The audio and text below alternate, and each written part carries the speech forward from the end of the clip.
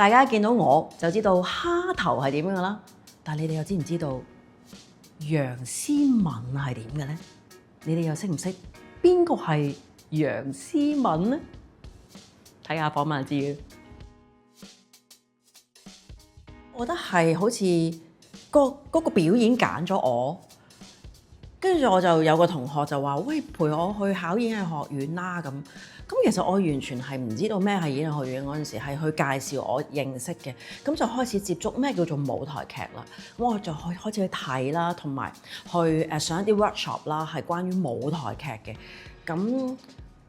就好幸運，亦都被收錄咗啦。咁就展開咗個好奇妙嘅人生。入學咗第2個月咧，就已經俾老師揀選咗去做《遇上1941的女孩》嘅音樂劇。自此咧就覺得我一定要好似呢啲師兄師姐咁樣，我要好似佢哋咁做表演做得咁叻。所以喺讀演藝學院嘅時候咧，就好俾心機讀書咯，即係好俾心機學啊，咩都睇啊。本身成日都好似俾人笑，覺得我好似中五畢業咁樣，好似好傻豬妹咁樣嘅，好唔知道自己做乜嘢，懵㗎一嚿飯咁樣嘅我咧，就開始真係去學習啦，去同老師傾偈啊，老師叫我做嗰啲嘢咧，我又好反叛啦，又即係譬如話發掘我一啲喜劇或者一啲好激勵性嗰啲角色咧，即係同我好近嗰啲咧，我就偏唔做，就做一啲好溫柔啊，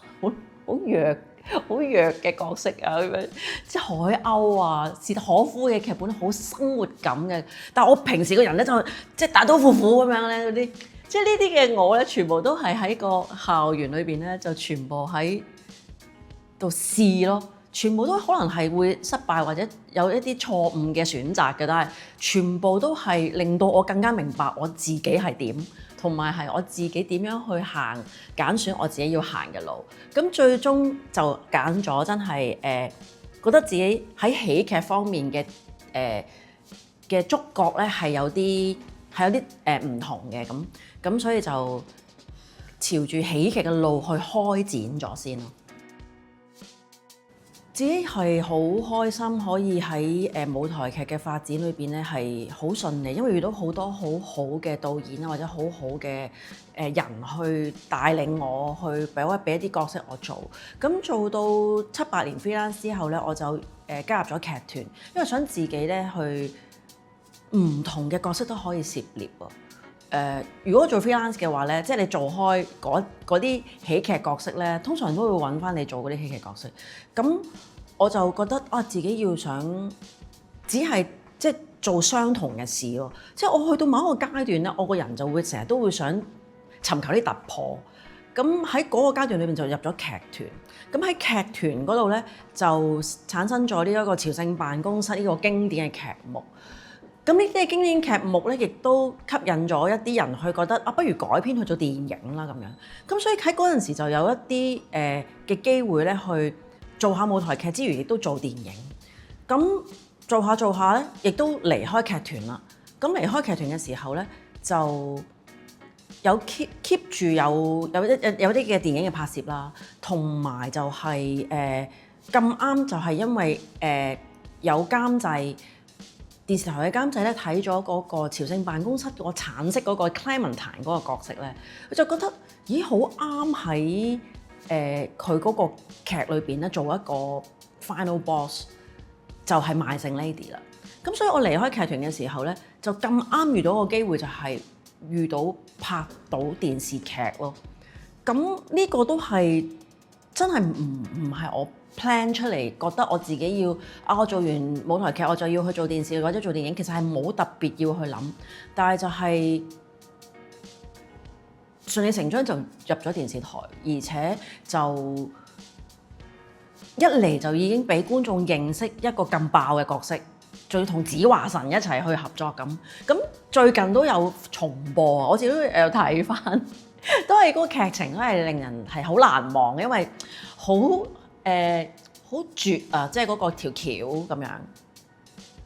咁啱我都好記得嗰陣時，第一次見監製咧就話係啊，子珊做女主角嘅，跟住我就話哎呀我都好中意睇佢㗎，我一做舞台劇咧戴長假髮咧我就扮佢㗎啦咁樣。咁佢哋其實完全都唔信嘅，因為嗰陣時我係圓咕碌塊面同埋菇頭嘅，咁我就俾相去睇啦，當下。哇！睇完之後咧，全部啲編劇啊同埋監製咧笑到碌地喎，佢哋就覺得點解你可以遲咯？佢哋話點解你可以遲咁樣？咁跟住我就話唔知啊，即係總之即係演員嚟㗎嘛，咁你想做嗰個角色嘅時候，你會模仿啊咁，即係我就會因為做舞台劇有好多呢啲咁樣嘅即時啊或者嗰種模仿嘅能力咧，就俾佢哋會覺得啊可以用落去《萬聖 Lady》嗰度喎。咁呢個係一啦，咁所以嗰個徐子蝦嘅嗰個誕生係就係咁樣啦。咁另外就係咁啱有啲綜藝就係扮嘢王啦。咁亦都將我喺舞台劇嘅一啲即係扮嘢啊、模仿啊嘅能力咧，可能模仿啊、芝芝啊、Ivana 啊、麥玲玲師傅啊，即係嗰啲子珊啊咁樣，即係呢啲嘅咧，全部都喺嗰幾年嘅電視裏邊，突然間俾大家見到有蝦頭楊思敏呢一個演員啊。呢一個嘅蝦頭嘅呢個藝名啦，咁樣我都覺得係我人生裏邊一個對我一個自我認識嘅過程裏邊一個好重要嘅部分咯。就係原來我自己都會區分咗，我對我自己係飾演緊一個叫蝦頭嘅人。咁楊思敏係邊個咧？咁我都會匿埋咗喺蝦頭嘅背後去展現一個。喂，我就係蝦頭啊！我即係想喺呢一度去同觀眾有一個聯繫，因為驚我唔用呢一樣嘢嘅話，觀眾會唔中意我。即係呢個係有一個階段嘅我咧，係會迷失咗，或者係更加用力啊！因為想喂呢個你哋係咪想睇呢個咁？即係嗰個我。咁喺唔同嘅階段去睇返自己嘅時候，就會覺得。咦，其實呢一個都係好似係一個唔係真實嘅自己咁樣，即係所以喺每一次嘅角色、每一次嘅作品裏邊，尤其是喺前幾年我自己喺舞台方面做一啲叫做創作，做我自己嘅獨腳戲，更加要去睇返自己其實係邊個。咁喺呢啲嘅時刻裏邊咧。喺創作或者喺藝術嘅探求裏邊咧，係更加去睇到楊思敏呢一個演員其實真實嘅自己係點。咁反而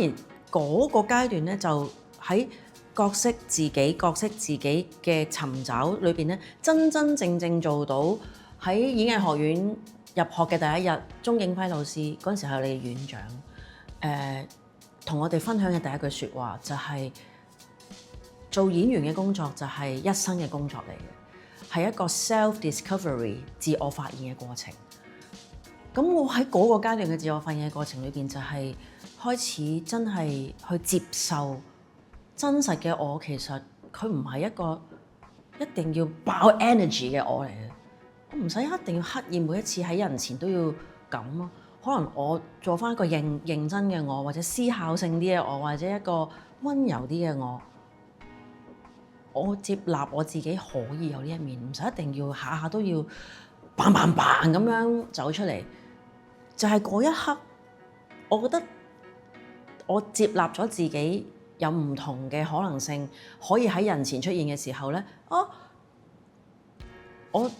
吸返嚟嘅角色，或者人哋見到我嘅面貌咧，好似唔同咗，所以可以俾一啲真係人性化啲嘅角色我做，唔係淨係做啲 functional 嘅人，就開始慢慢可以喺表演上或者喺現實生活上邊都學習緊真誠咯，真誠唔使真係要有一個面具或者一個角色去匿埋。